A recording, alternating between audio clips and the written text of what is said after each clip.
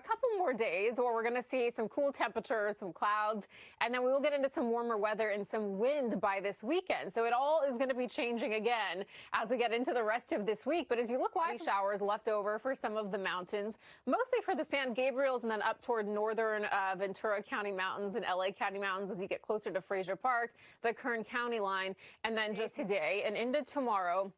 This low pressure is going to continue to move southward. We will see some wraparound showers heading into tomorrow. So I'm going to show you where we could still see some spotty showers.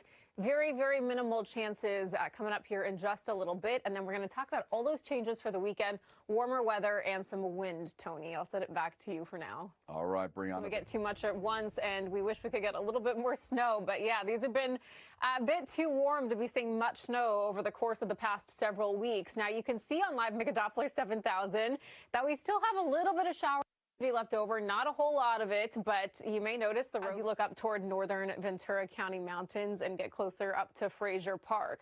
So yes, we've received a lot of rainfall so far, and definitely one of the wettest starts to the water year for some locations up until this point.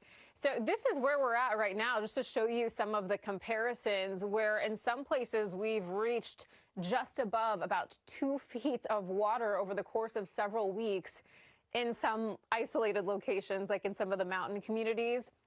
Downtown LA so far, just over about 14 inches since the water year began, whereas 2024, just over about 1/10 of an inch.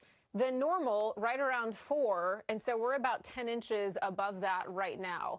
So as we get into the rest of January and February, we still need winter this is compared to last, which led into those devastating wildfires.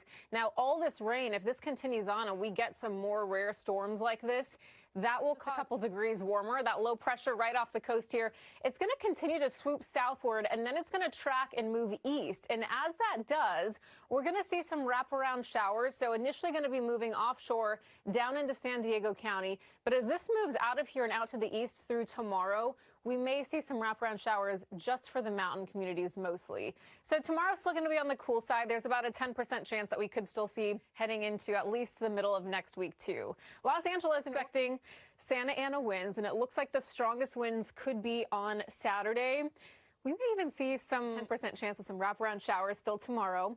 And then we dry out and we get into some wind gusts in the wind sheltered areas like this, getting pretty cold, even below freezing for possibly a couple heading into this weekend. Tony?